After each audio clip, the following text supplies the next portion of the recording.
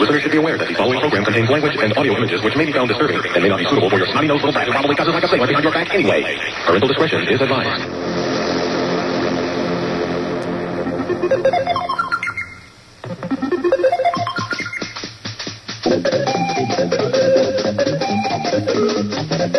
Thank you for joining us on the show today. This is The Earth Show, and today we have a very special guest.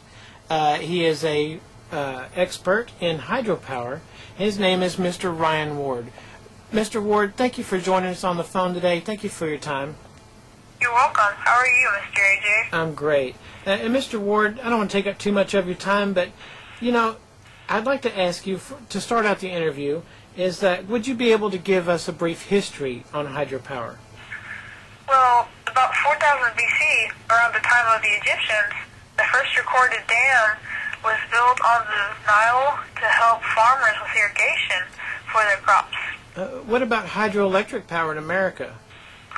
Well, in America, hydroelectric power dates back to 1882, when the first hydroelectric dam was constructed on the Fox River in Wisconsin.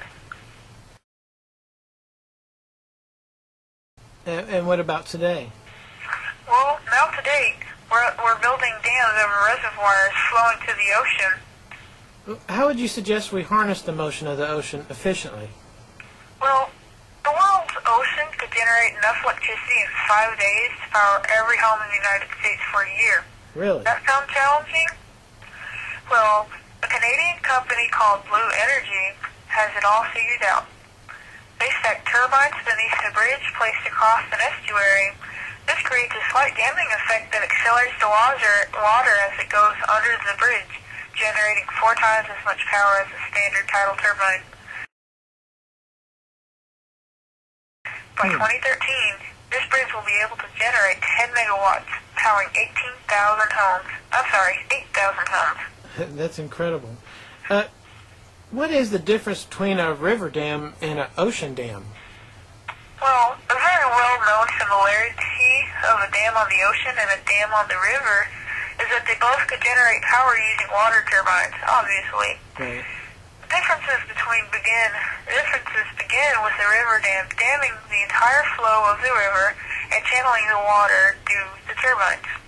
This creates a huge man-made lake and floods thousands of acres of usable land, such as cropping and business, etc. Sure.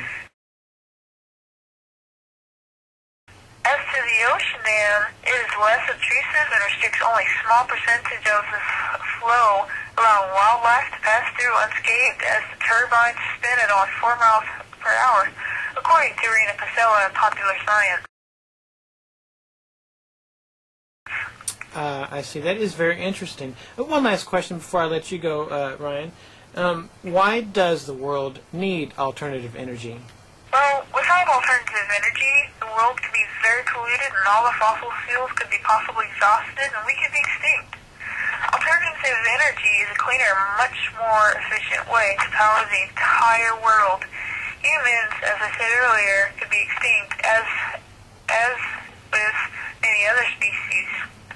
If it weren't for Gaylord Nelson, the founder of Earth Day, this would all be true. Wow, that is very interesting.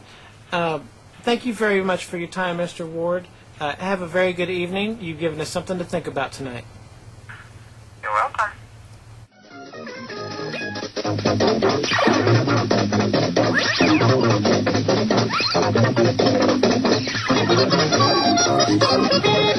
This has been The Earth Show. Stay tuned next time when we talk about nuclear energy and the current situation in Japan.